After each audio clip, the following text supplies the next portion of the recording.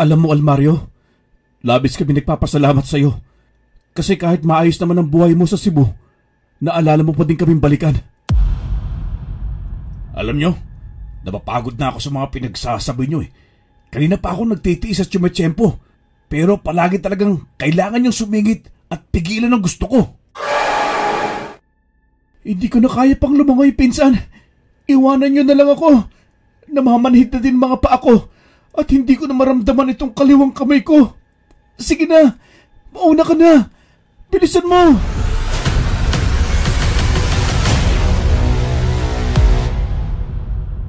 Para sa mga taong nasa buhay pamilya na, sa mga taong masasabi nating lampas na sa panahon ng kanilang kalakasan at kapusukan, ang pagbabalik tanaw sa ating mga nakaraan ay isang matamis na sandali sa ating buhay. Ang paggunita sa panahon na kasama pa natin ang mga kaibigan at kababata natin. Walang masyadong alalahanin sa buhay at simple pa lamang ang suliranin sa araw-araw. Napakasarap balikan ng ganitong mga ala-ala. Kagaya na lamang ng isa nating kalakbay na tawagin na lamang nating Samuel. Naganap itong kwento niya sa taong 1977 sa isang baryo sa Capiz. Ating tunghayan ang kanyang kwento.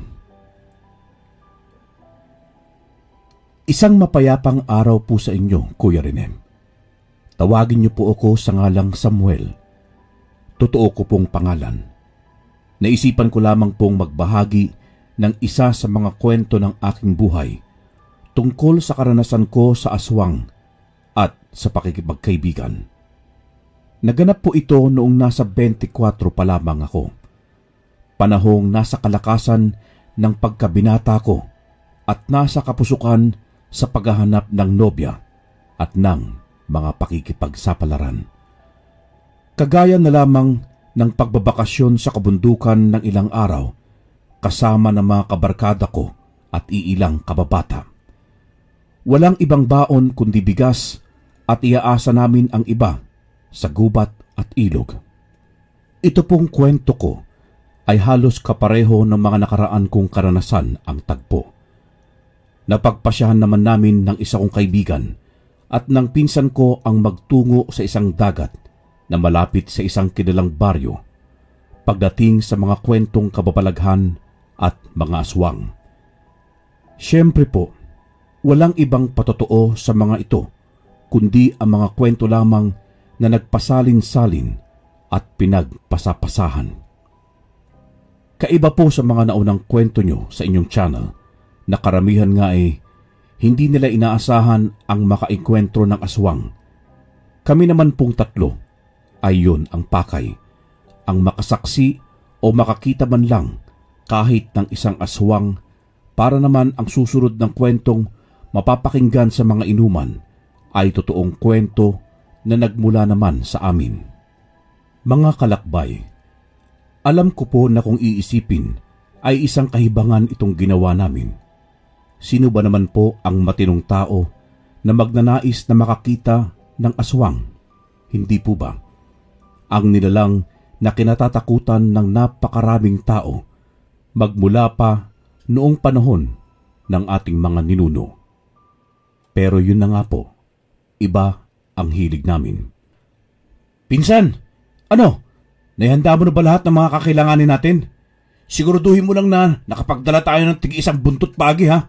At saka yung hiniram nating sundang doon sa manggagamot doon sa lugar nyo. Araw po ito ng Lunes. Maaga akong nagtungo sa bahay nitong pinsan kong si Victor. Eksaktong 2 araw kasi mula nitong tagpong ito ay ang araw ng pagtungo namin sa nasabing baryo. Sabik po ako at gusto kong masigurado na lahat ng nakatokang dadalhin nitong pinsan ko ay naayos na niya at wala siyang nakaligtaan. Yung akin po kasi ay 2 araw na mas maaga kong naimpake para naman kung may maalala kong idadagdag ay madali na lamang po. Sinabi ko naman na sa yung nakahanda na, di ba? 2 araw ko na nagpabalik-balik dito sa bahay. Para lang itanong yung parehong mga tanong sa akin eh. Palagay ko, napapraning ka na yata, Samuel eh. Kinakabahan ako sa'yo ha. Adik ka ba? Naku Samuel, magbagong buhay ka na habang hindi pa huli ang lahat. Mahirap na, bata pa natin no? Mahilig magbiro itong si Victor. Maraming bagay ang nagkakasundo kami, kabilang na ang mga pag-akyat ng bundok at pagtuklas ng maraming bagay sa ating kalikasan. Aminin man natin sa hindi, bibihira po talaga ang magpipinsang nagkakasundo sa mga hilig. Bilang lamang po at maswerte ka na talaga kapag meron kang pinsan na tropa din. Hanggang sa sumapit nga po itong araw ng biyahe namin. Papunta sa destinasyon naming tatlo, nila Victor at Almario. Ang plano ay 3 araw kaming mananatili doon at halos lahat ng mga balak namin ay tungkol lang naman sa pananatili sa tabing dagat. Naisip kasi namin na kung may totoong aswang man doon sa pupuntahan namin, ay yung tabing dagat na talaga ang pinakaligtas na lugar sa amin. Sabi pa nga ni Victor, sakaling may aswang nga daw na humabol sa amin, kailangan lang naming tumakbo sa dagat dahil sa maalat ito. Yun nga lang ay hindi naman ako sigurado kung uubra ba talaga yun, lalo pa sa mga lumilipad na aswang. Mas madali pa nila kaming mauhuli sa dagat. Teka! Handa na ba kayong dalawa? Baka mamaya, babalikin nyo na naman itong sasakyan natin kapag may naalala kayo. Kaya ngayon pa lang alalahanin nyo ng lahat bago ko umpisa ng pagmamaneho ko. Palaging ganito si Almario, dahil nga sa siya ang pinakamatanda sa amin. Kaya naman parang siya ang palaging galit, lalo na't 2 beses na naming ginawang pabalikin siya sa bahay habang nasa kasagsagan na siya ng pagmamaneho. May 3 taon na din ang nakakalipas. Medyo natagalan ding nawala itong si Almario sa lugar namin. Simula noong huling camping trip sa isang baryo sa Bicol, ay nagpaalam itong bibisitahin ang kanyang mga lolo at lola sa Cebu. Kaya naman sa loob ng 3 taon, itong si Victor lang ang madalas kong makasama sa mga paggagala, kasama na din ang iba pa naming mga kabarkada. Pero itong si Almario talaga ang pinakamalapit sa aming magpinsan sa dami ng mga pinagdaanan naming pagsubok at mga aberya sa paggagala. Handang-handa itong ibuwis ang buhay niya para sa aming magkakaibigan. Yun nga lang, medyo may kasungitan dahil medyo wala na sa kalendaryo at wala pa ding asawa. Huwag kang mag-alala, Tandang Almario. 2 araw ko nang sinigurado tong mga gamit. Ikaw ba namang araw-araw balikan nitong si Samuel Imposible naman makalimutan ko. Sige na, malis na tayo. Baka abutan pa tayo ng gabi. Mahirap ng aswangin tayo sa sasakyan. Wala tayong laban at baka madisgrasya pa tayo. Sambit pa sa amin ni Victor. Karine, medyo mahirap man pong paniwalaan at kung iisipin nga po, para lamang kami mga batang naglalaro-laro lang. Pero seryoso po kami pagdating sa aswang. Talagang gusto naming maranasang makakita ng aswang at pinag-aralan naming lahat ng dapat naming malaman upang malabanan ang mga ito. Ang kaso nga lang, sa makailang beses naming sinubukan ang makahanap ng aswang, ay hindi po kami sinuswerte. May isang lakad nga po kami na inabot kami ng 1 linggo sa kabundukang sinasabing may aswang. Pero walang nangyari. Walang aswang ang nagpakita. Kaya naman itong pinakabago naming biyahe, umaasa kaming sana makakita kami. Parang dahil sa dami ng mga pangontra namin at pangpatay sa aswang, hindi na po kami nilalapitan. Mga kalakbay, hindi ko po masasabi na hindi po ako natatakot. Hindi ko rin sinasabi na hindi natatakot sila Victor at Almario. Pero ito po yung gusto naming gawin. Takot man ay may gusto kaming mapatunayan. Hindi lang naman po siguro na kami lang ang nangangarap na isang gabi magawa naming makahuli ng isang totoong aswang na may papakita sa lahat ng tao. Isipin niyo na lamang po kung gaano kaming sisikat sakaling makakuha kami. Hindi po ba? Medyo may kahabaan po ang biyahe namin, pero sa kabutihang palad naman po, 5:00 pa lamang ng hapon ay naroon na kami sa dalampasigan. Malayo sa mga kabahayan at walang nakakaalam na naroon kami. Hindi po kasi kami nagpaalam sa kung sino man ang nakakasakop sa dalampasigang yun. Uy, ano bang plano nyo sakaling mahuli tayo dito ng mga taga-baryo? Tiyak mapapagalitan tayo ng mga yun. Baka kung ano pang gawin sa atin. Uy, ikaw Samuel, ano bang plano mo? Nag-aalala itong pinsan kong si Victor sakaling madiskubre ng mga taga-baryong nakakasakot nitong dalampasigan ang paglalagay namin ng mga tent nang hindi nagpapaalam sa kanila. Ang ikinababahala nitong pinsan ko ay baka mangyari yung dating hinabol kami ng itak ng isang matanda na bantay nung bakanting lote sa may sementeryo. Dati kasi, inisip namin na baka kung doon kaming mananatili sa may libingan ay mas madali kaming makakita ng mga kababalaghan, pero matandang baliw na may itak ang nasumpungan namin. Sus, wag kang mag-alala. Hindi tayo mapapahamak. Kapag naman nakita tayo dito magbayad na lang tayo. Siguradong may tamang presyo para sa galit nila, di ba? Pagwiwika pa sa amin nitong si Almario. Para naman po sa akin, may punto naman si Almario. Bakit ba kailangan naming mag-alala?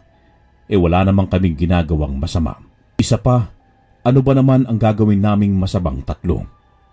Bandang mag-aalas 7 naman nang makapagpaapoy kami nila Victor. Siyempre kapag ganitong lakad, kailangang may inihaw at kailangan ngang may apoy para naman malabanan ang lamig.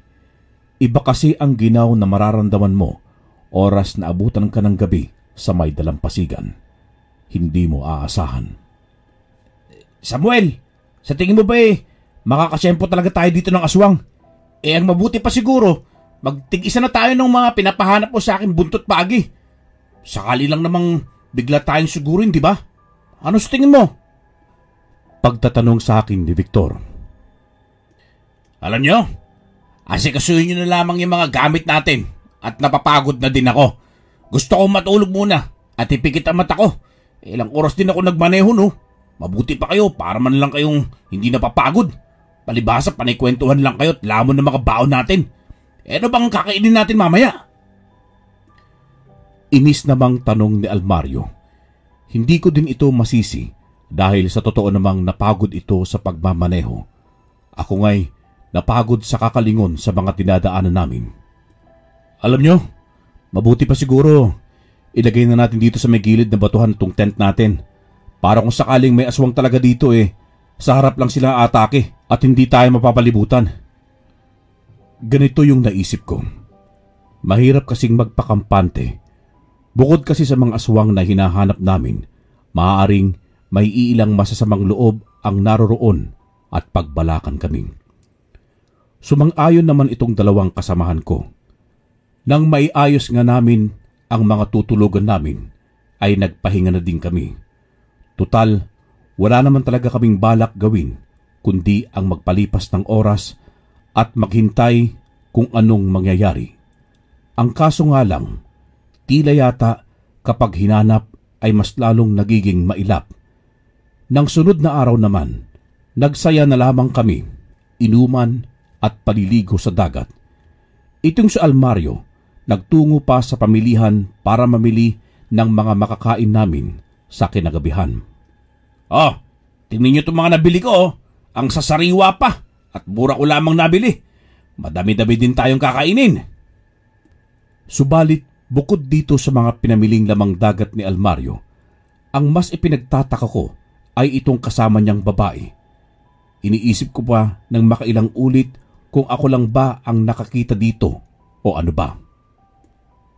Uy, Almario, may babae sa likod mo. May babae sa likod mo, nakikita mo ba yan?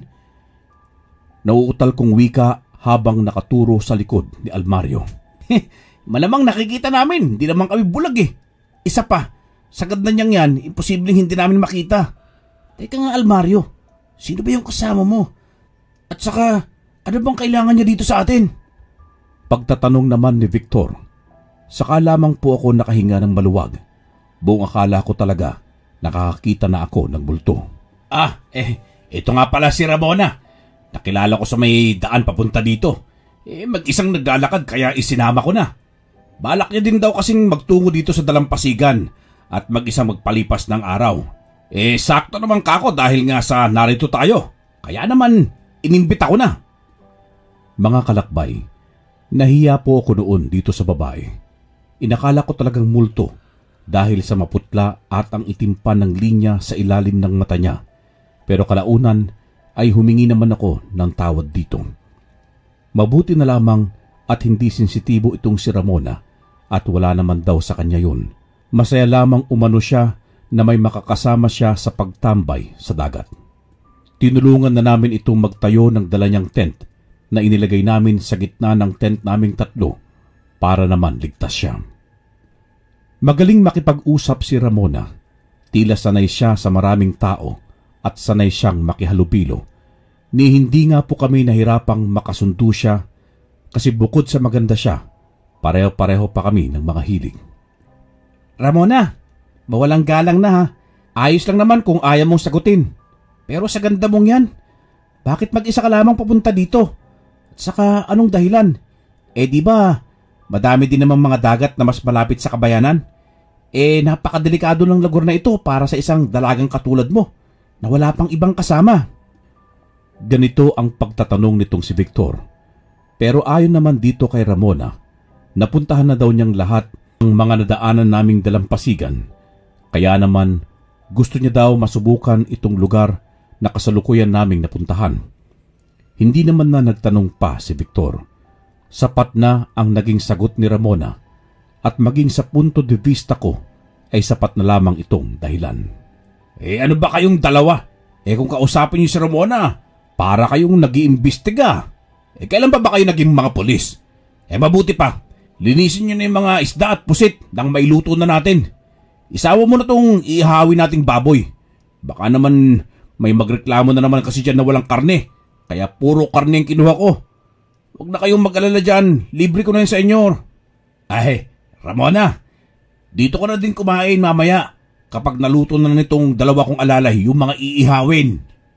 Naunawaan na namin ang tagpong yun na gustong palabasin ni Almario na siya ang leader ng grupo, na siya ang superior para naman hangaan nitong si Ramona.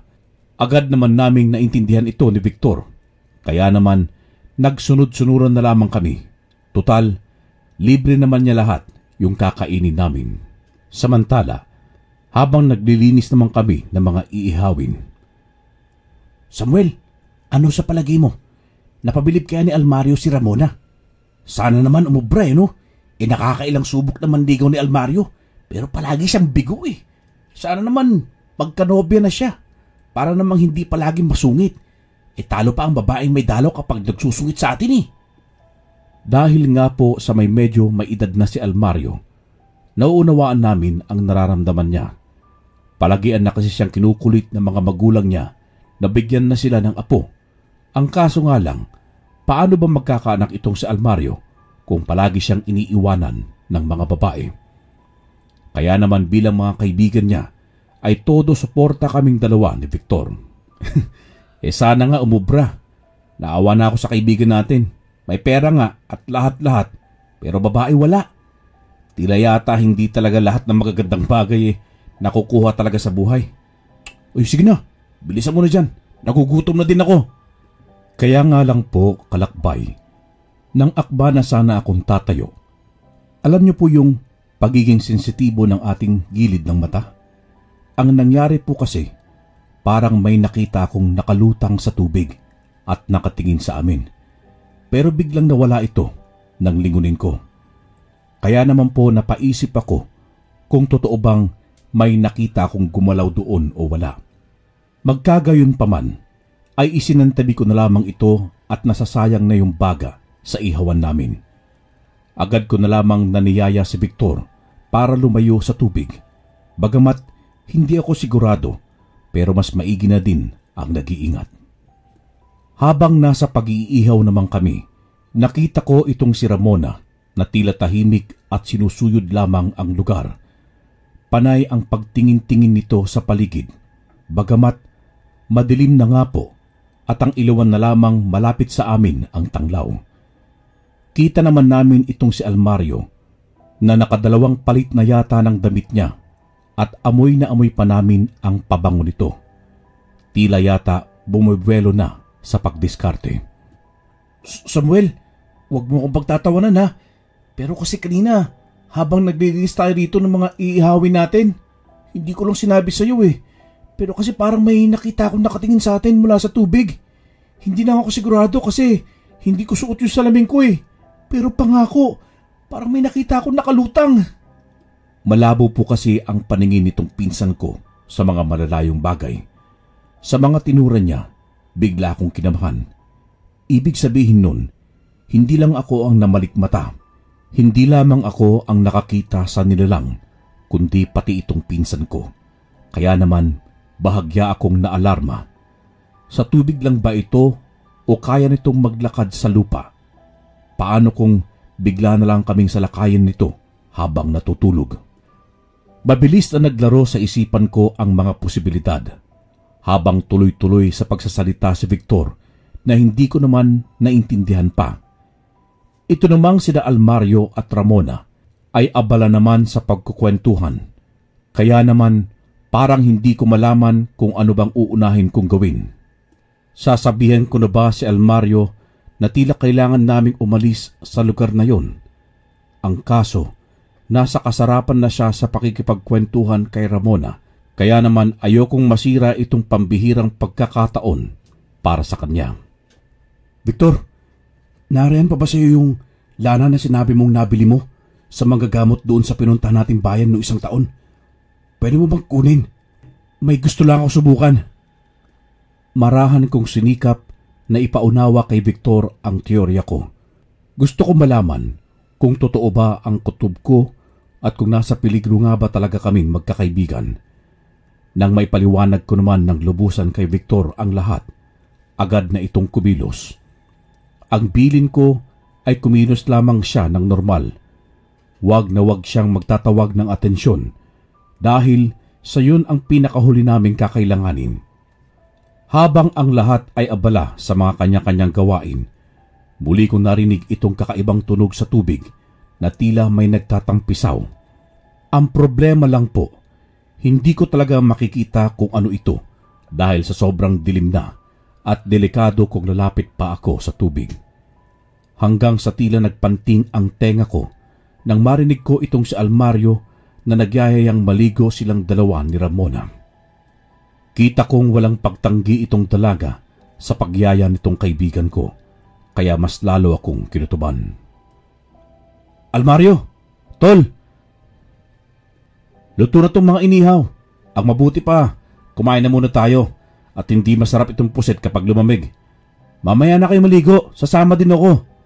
Halina muna kayo dito. Mabuti na lamang at mabilis kong naisip itong palusot ko. Bagya ko namang nakita itong si Ramona na tila bigla nang sumimangot at nadismaya. Mas lalo tuloy akong nagkaroon ng pagdududa sa kanyang pagkatao. Maya-maya pa ay dumating na si Victor. Naroon na din sina Almario sa inihanda naming lamesa at nakabantay sa mga inihaw. Pasimpleng kinalabit ako ni Victor at ipinakita itong lana na bumubulwak. Walang humpay sa pagkulo ang lana sa kamay ni Victor na noon naman ay labis na ang panginginig. Hoy! Ano pang inihintay nyo dyan? Ihain nyo na yung mga inihaw nyo at kanina pang gutom itong si Rabone. Saka maliligo pa kami at ang init oh! Bilisan nyo naman, Samuel! Patuloy pa din sa pagpapanggap itong si Almario na utusan niya kami. Tila tuwang-tuwa kasi siya na umaayon sa kanya ang panahon at tila natitipuhan siya ni Ramona. Kung alam niya nga lang sana ang kasalukuyan naming sitwasyon, hindi ko naman po masabi ito ng direkta. Parang gabing-gabi naman na, Almario, para sa paliligo nyo. Mamaya ay may pating pa dyan. O kung ano pa mga malalaking nilalang na bigla na lamang tayong hilahin. Nakakatakot at ang dilim. Bakit hindi na lang kayo maligo bukas ng umaga? Para naman may liwanag na at makita natin ang mga nariyan sa tubig. Isa pa, nakalimutan mo na ba ang pakay natin dito? Baka mamaya ay may aswang dyan sa tubig at baka hilain pa kayo. Hindi na yata nakapagpigil pa si Victor, kaya nagpasaring na ito sa kaibigan namin na noon ay nahuhumaling na sa dalaga. Umaasa kaming matauhan ito at maalala ang orihinal na plano namin. Uy, ano ka ba, Victor? Di ba ikaw nagsabi na takot sa tubig dagat ang mga aswang?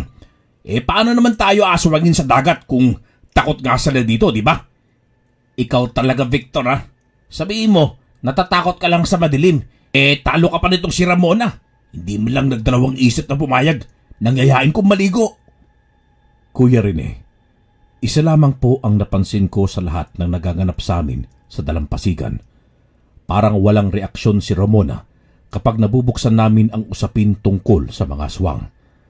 Parang wala siyang pakialam dito o para bang normal lamang sa kanya ang usaping aswang. Kaya naman po, hindi ko maiwasang magduda sa tunay niyang katauhan.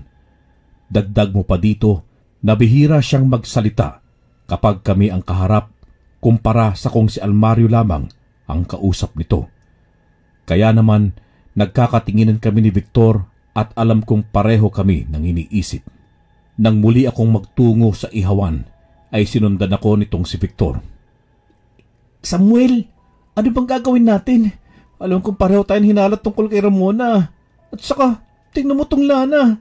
Kanina pang bumubulwak. Hula ko Noong dumating si Ramona, nagumpisa ito. Hindi naman nating maaring hayaan na lamang na gawin niya ang gusto niya kay Almario, di ba? Labis ang pagkabahala nitong si Victor. Pero alam kong hindi lamang para sa kaligtasan ni Almario.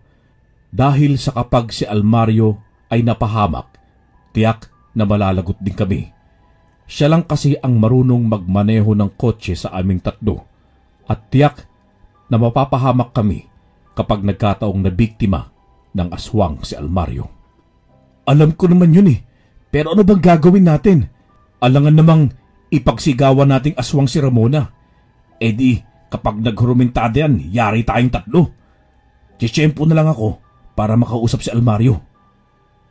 Hindi din natin maaaring gawing padalos-dalos ang aksyon natin. Ang mabuti pa, Victor, ihanda mo lang yung mga gamit natin sakaling kailanganin nating tumakas. Basta, huwag mong pababayaan yung pangontra natin, ha? Naibigay mo na ba kay Almario yung mga armas niya? Napansin kong nakatingin na sa amin si Ramona nang dahil sa natatagalan na kami sa pag-iihaw at alam kong nagdududa na ito. Yun nga hindi ko pa naibibigay. Palagi niya kasing kausap si Ramona kaya hindi ako makatsyempo. Kanina naman sa sasakyan nakalimutan ko. Paano gagawin natin? Kanina pa nakatitig sa atin si Ramona. Pansin mo ba? Tiyak na naghihinala na yan. Isa pa, matalas ang pandinig ng mga aswang Hindi kami makapag-isip ng maayos. Wala din naman kasi kaming karanasan pa sa mga ganitong sitwasyon, Karine. Saka na namin napagtanto na hindi pala basta-basta ang panghuhuli ng aswang. Akala namin ay aatake lamang ito na lumilipad pero hindi namin inaasahan na magagawa nitong magbalat kayo bilang isang normal na tao at makakayang kuhanin ang kalooban at tiwala ng isa sa kaibigan namin.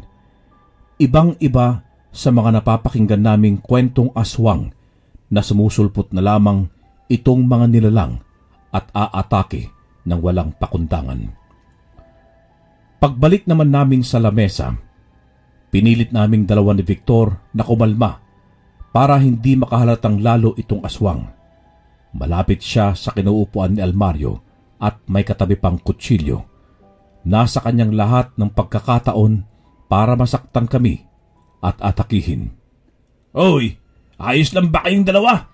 Mukha kayong nasiraan ng tiyan sa mga itsura nyo Alam nyo kung nakakaramdam kayo ng tawag ng kalikasan, mabuti pang ilabas nyo na yan sa malayo dito para naman makapag-usap kami ng maayos itong si Ramona. Tagalan nyo lang kung gusto nyo para hindi kami maistorbo masyado. Sa paraan ng pagtitig sa amin ni Almario ay alam naming kami ang ibig nitong paalisin Pero hindi namin maaaring gawin yun. Oras na iwanan namin itong si Almario, tiyak na lalapain siya nitong aswang na ito. Kaya naman mabilis na nakapag-isip ng idadahilan si Victor para naman maiba ang usapan. Teka nga pala Almario, yung mga armas nga pala, kailan mo kukunin? Dapat, nasa tabi mo to bago tayo matulog mamaya ha. Kagabi sa antok ko hindi ko na to naibigay pa sa'yo. Hoy, ubusin nyo na yung mga inihaw at hindi na natin yan makakain sa kinabukasan. Baka madumi na yan o dapuan na lang kung ano pang insekto. Mabuti na lamang at madaldal itong si Victor. Dahil sa mga pinagsasabi niya, ay tila nawala sa isipan ni Almario ang itaboy kami at ang pakay niyang masolo si Ramona. Almario, ikaw ba wala kang balak na humiwalay dyan kay Ramona? Teka nga Almario, sino bang kaibigan mo? Siya o kami? Parang ayaw mo na kami makasama. Uuwi na lang kami. Hindi na po kasi ako makatiis. Kaya naman nag-isip na lamang ako ng paraan para naman matauhan itong kaibigan namin. Iniisip ko po na baka may kung anong ginamit dito si Ramona, kaya sunod-sunuran na lamang sa mga pinapagawa nito. Ang problema pa ay wala kaming maalalang paraan para maalis man lang ang epekto ng hipnotismo o orasyon sa kaibigan namin. Kagaya nga po ng sabi ko, hindi po kami handa talaga at yayaang magkakatropa lamang ito. Promotor itong si Almario na kapareho namin ay walang karanasan sa pagtugis sa aswang. Teka nga, maalala ko lang Ramona ha. Tagasan ka nga ulit. Tsaka sabi mo, napuntahan mo ng lahat ng mga dalampasigan na maaaring pasyalan sa mga nadaanan naming bayan. Ano bang pakay mo ulit? Anong gagawin mo kapag natapos mo na ito? Pupunta ka sa susunod na bayan? Ang mabuti pa, ikaw din bibigyan kita ng mga pangontra sa aswang. Mabuti na lamang at may nadala akong pasobrang kagamitan. Nagulat naman ako sa mga sinabi ni Victor. Napahanga ako sa mga naisip niya. Tiyak natatanggi itong si Ramona at makukumpirma na namin ang pagkaaswang nito. Kung ano-ano yung kalokohang mga pinagsasabi nyo, huwag nyo kang tinatakot tong si Ramona. Baka mamaya isipin pa nitong baliw kayong dalawa. Alam mo, Ramona, huwag mong papansinin itong dalawa. Mababait naman yan. Medyo mga isip bata nga lang at naniniwala sa mga aswang at mga nilalang ng ibang dimensyon. Sige na Samuel, linisin niyo na lamang itong mga pinagkainan natin at maglalakad lamang kami nitong si Ramona para naman makalanghap ng sariwang hangin. Alam kong sinasamantala ni Almario ang pagkakataon. Bibihira ang babaeng umaayon sa mga gusto niya at si Ramona ang babaeng pinakamatagal na niyang nakausap sa isang gabi. Kung alam niya lang na matagal itong nakasama sa kanya dahil sa sumetsyempo lamang itong sakmalin siya. Ang mabuti pa, sabay-sabay na tayo maglakad-lakad. Kailangan ko ding magpatunaw ng kinain. Mahirap nang bangungutin ako mamayang pagtulog.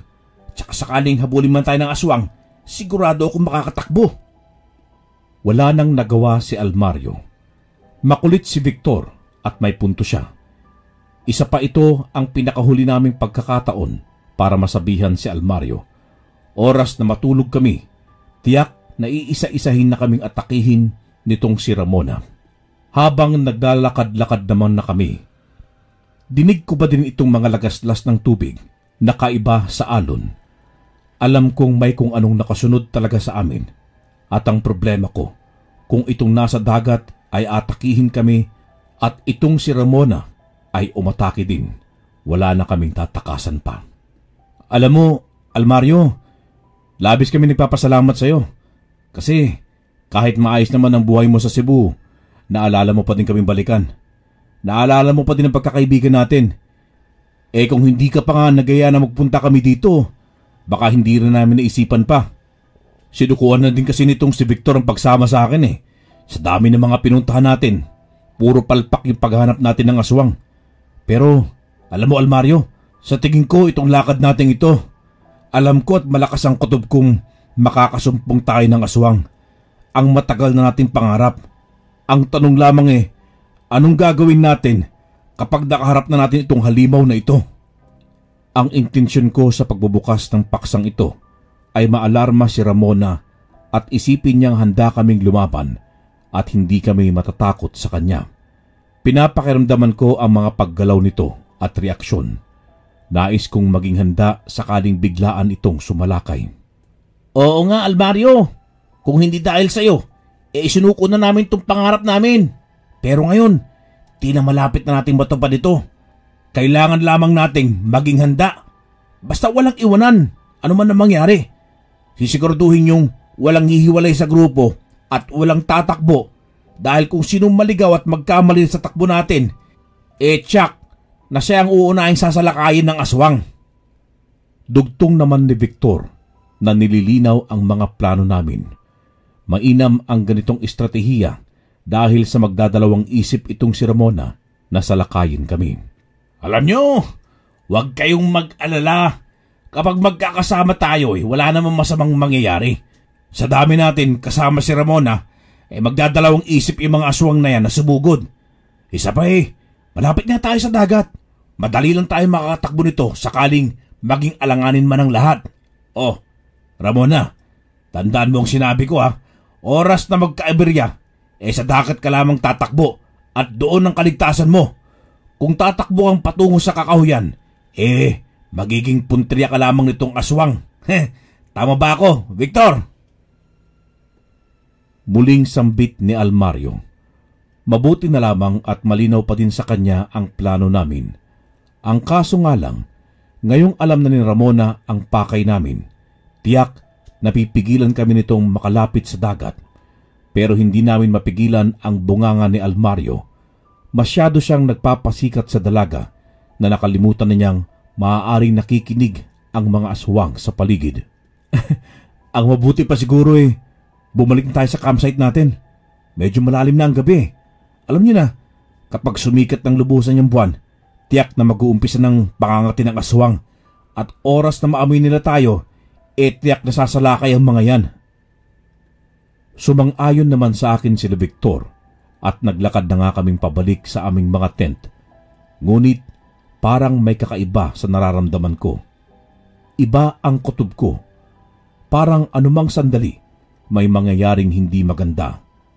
Alam niyo po yung parang nagtataasan yung mga buhok ko sa batok sa takot.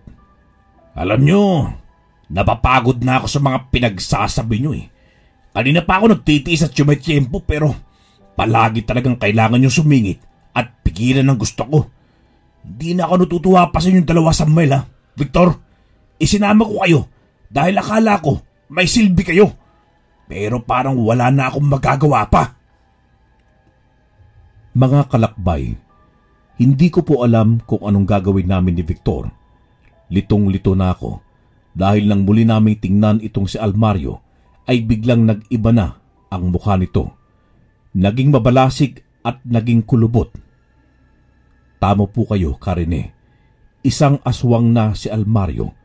Hindi namin alam kung paano at bakit. Hindi kami sigurado kung nayanggaw na ba ito ni Ramona.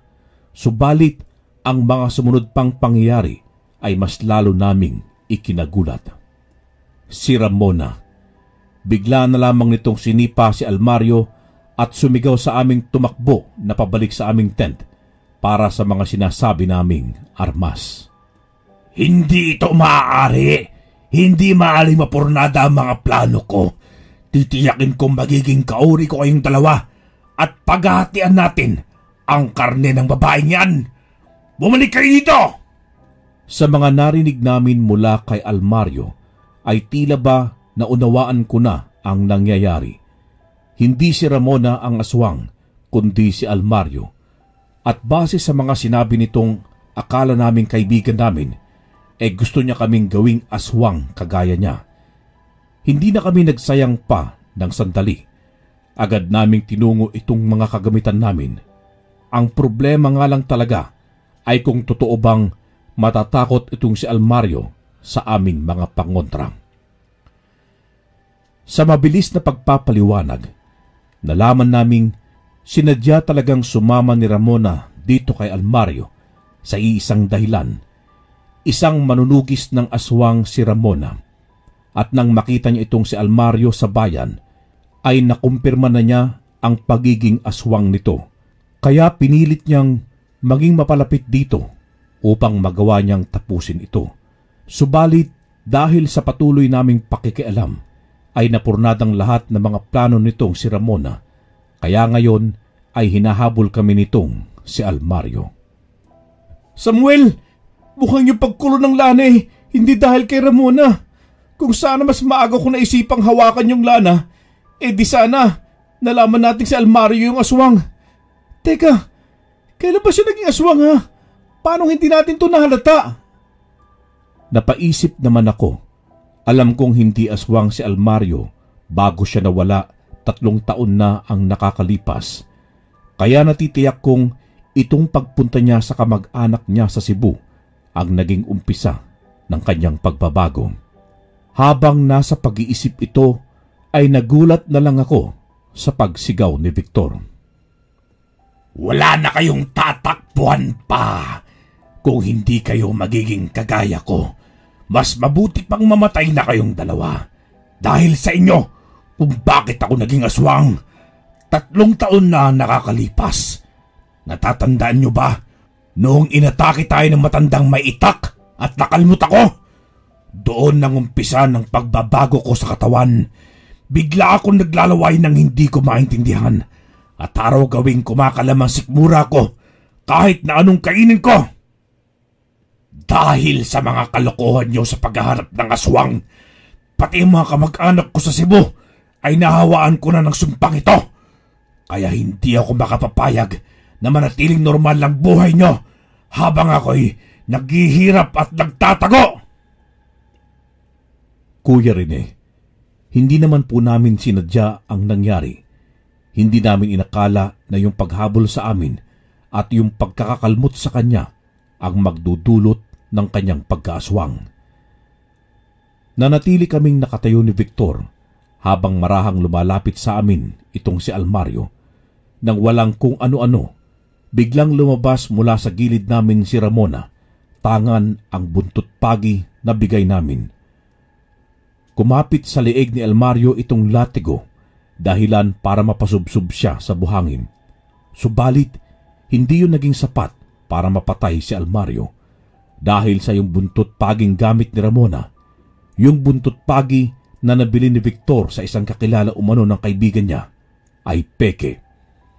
Isang gawang tao na halos hindi mahalatang peke. Nagpapatawa yata kayo. Sa tingin nyo ba mamamatay ako sa mga laruan nyo? Binigyan ako ng katawan kong ito ng kakayahan para mapagaling ang sugat ko ng mas mabilis kumpara sa mga normal na tao. Kaya kung ako sa inyo, tanggapin nyo na lamang na maging kagaya ko. Mga kalakbay, walang matinong tao ang papayag sa kagustuhan nitong si Almario. Pero naubusan na kami ng pagpipilian at hindi namin alam kung papaano pang mabubuhay at makakaligtas sa pag-atake ni Almario.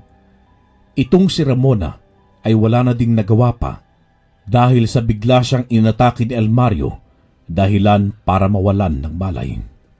Samuel, ang mabuti pa, tumakbo ka ng papunta sa dagat. Ako nang bahala dito kay Almario. Susubukan kong pigilan siya. Ipaalam mo sa lahat ang tungkol kay Almario at siguraduhin mong malalaman nila nanay ang pagpapakabayani ko dito. Ipangako mo yan, Samuel. Kita ko ang walang tigil na pag-iyak ni Victor. Alam kong duwag ito at takot pang mamatay. Pinili niyang tulungan akong makatakas. Pinili niyang magsakripisyo para isa sa amin ang makaligtas.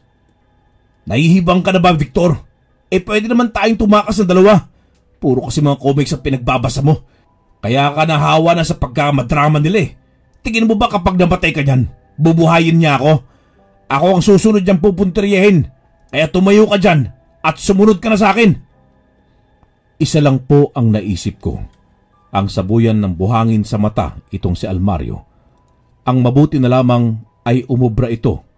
Mas epektibo pa kaysa sa mga bawang na bitbit namin. Magkasama kaming tumakbo sa dagat, Kuya Rene. Ngunit nang nasa tubig na kami, saka ko naalala itong nilalang na nasa dagat at sumusunod sa amin.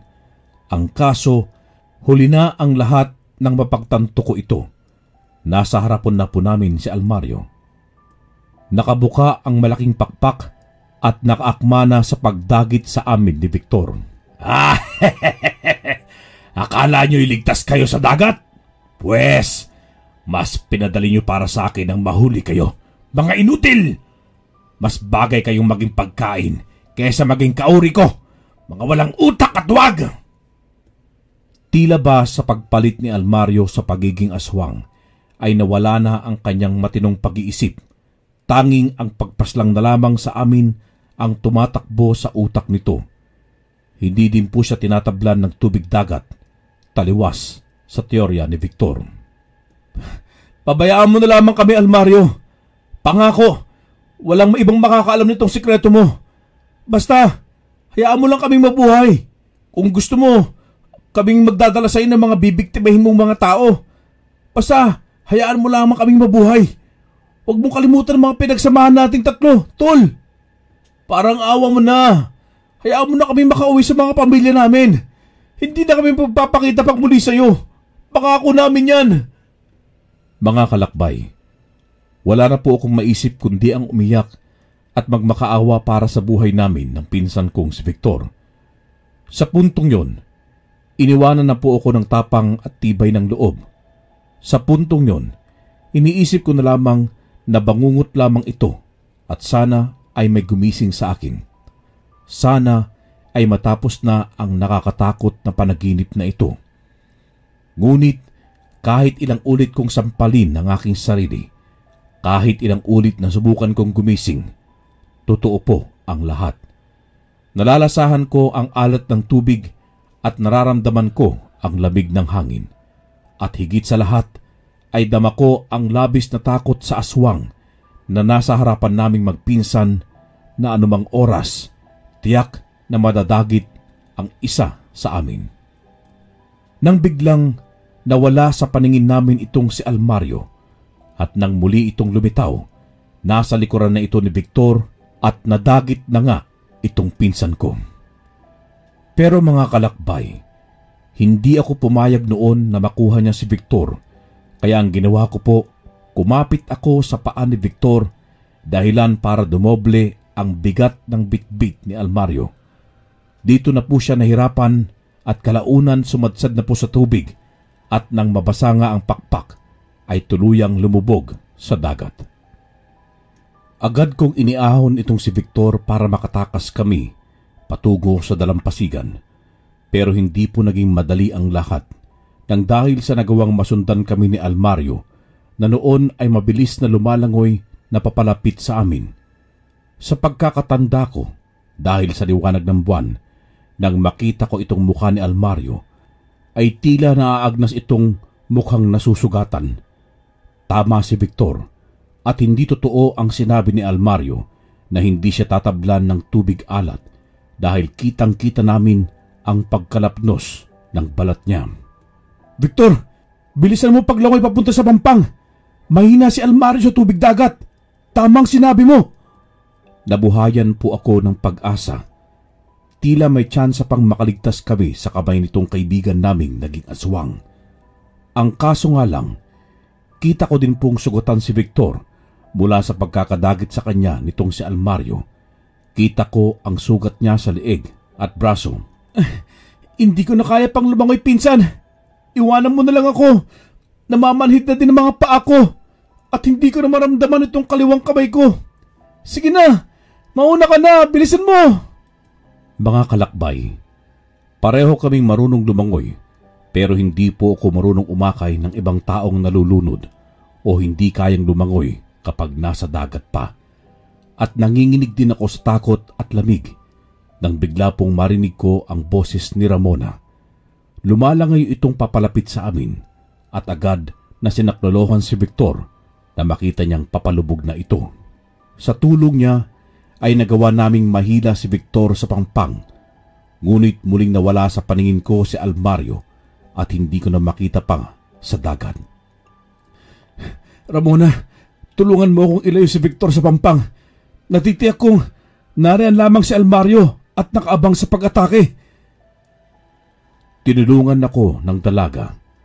Halos wala na kasing malay si Victor sa dami ng dugong nawawala sa kanya. Hindi sapat ang tubig sa dagat para mapatay niyo ako. Sabi ko naman sa inyo, mabilis maghilom ang pinsala sa katawan ko. Ngayon, sisiguraduhin kong mamamatay kayong tatlo. Tama si Almario. Kita po namin na yung mga lapnos sa katawan niya, tila unti-unting nawawala at nasasanay ang balat niya sa dagat. Akma na itong aahon sa tubig nang mula naman sa likod niya, may isang nilalang na mas nakakatakot ang lumitaw. Mas malaki itong dihamak kay Almario at mas mahaba ang ngipin, malapad ang muka at maging ang bibig nitong tila abot tenga. Noong una, akala ko ay kami ang aatakihin nito. Pero nagulat na lamang kami nang bigla nitong sakmalin si Almario kasabay ng paghila dito pabalik sa dagat. Unti-unti, nakita ko at pinanood ko si Almario habang lumulubog at nagpupumiglas hanggang sa tanging wisik na lamang ng Aldon ang natira. Bigo po kaming makahuli ng aswang, pero napagtagumpayan naming makaligtas mula sa pagiging biktima nito. Hindi nga lang po dahil sa husay namin, kundi dahil sa purong swerte. Hindi natin masasabi na si Almario ang totoong punteriya nung halimaw sa dagat. Maaaring siya lang ang unang nakita nito dahil sa isip-isip ko na kung nagkataon ako o kung sino man sa aming tatlo nila Victor at Ramona ang naabutan nitong halimaw, tiyak na kami ang naging biktima nito. Nagpakawala ng nakakatakot na sigaw itong nilalang ng tubig at ito ang naging hudyat para tumakbo na kami. Hindi na namin inantay pang balikan kami nitong mga nilalang ng tubig, mga halimaw na walang kapares. Natitiyak kong ito yung sunod ng sunod sa amin sa dalampasigan. Nang sapitin po namin ang campsite ay gulo-gulo ng lahat, indikasyon na may ibang tao o nilalang ang nanggaling doon at tila may hinahanap. Kaya naman nang makita ko sa lamesa itong susi ng kotse ni Almario, agad ko na itong dinampot at niyaya sila Ramona at ang susuray-suray na si Victor na magtungo sa sasakyan. Sumakay na kayo. Bahala na. Kahit hindi ako marunong magmaneho, pipilitin ko magmaneho. Sambit ko sa dalawa, ngunit agad na kinuha sa akin ni Ramona yung susi at pinalipat ako sa upuang katabi ng driver. Siya po ang nagmaneho ng sasakyan at pinaharurot ito patungo sa bayan, sa pinakamalapit na ospital. Mabuti na lang talaga. Napakagaling magmaneho ni Ramona. Narating agad namin itong ospital kung saan naisalba ang buhay ng pinsan ko. Ngunit hindi kami nagpakampante dahil sa itong si Ramona ay lumabas at naghanap ng albularyo para matulungan kaming tanggalin yung kamandag sa katawan ni Victor, ang maiwasan ang pagkakayanggaw ng pinsan ko katulad sa insidenteng nangyari kay Almario. Mga kalakbay, nang malaman kong ligtas na po si Victor at malayo na sa panganib ng pagiging aswang, paulit-ulit po ang paghingi ko ng tawad kay Ramona dahil sa napagbintangan namin siyang aswang at labis ang pagpapasalamat ko na hindi niya kami inabandona na kasama si Almario dahil kung tutuusin ay maaari na niya kaming iwan noong nasa dagat kami at inatake ni Almario. Pero mas pinili niyang tulungan kaming magpinsan. Nang matapos po ito, ay inihatid na kami ni Ramona sa aming bayan dulan ng sasakyan ni Almario. Hindi ko po alam kung papaanong ipapaalam sa mga magulang ni Almario ang mga naganap at kung paniniwalaan ba ako ng mga ito. Ang kaso lang po, Kuya Rene, nang tunguhin namin ang bahay ni Almario, wala na po kahit sino ang naroroon at tila matagal nang inabandona yung bahay. Saka ko naisip na malamang nalaman na nila ang pagpanaw ni Almario at malamang sa malamang ay kauri niya ang lahat ng mga ito kung kaya tumakas na ang mag-anak na aswang. Hindi na po namin muli pang nakita sa bayang yon ang pamilya ni Almario. Tila bigla na lamang naglaho. Magkagayon pa man, napanatag na din kami. Napagpasyahan naming itigil na ang paghahanap sa aswang at multo at mas ituon na lamang ang pansin sa pag-aaral. Nawala man po si Almario, naging bagong kaibigan naman namin si Ramona, ang dalagang handang magbuwis ng buhay upang makatulong. Maraming salamat po mga kalakbay sa pakikinig ng aking kwento. Naway pagpalain po kayong palagi. Wakas.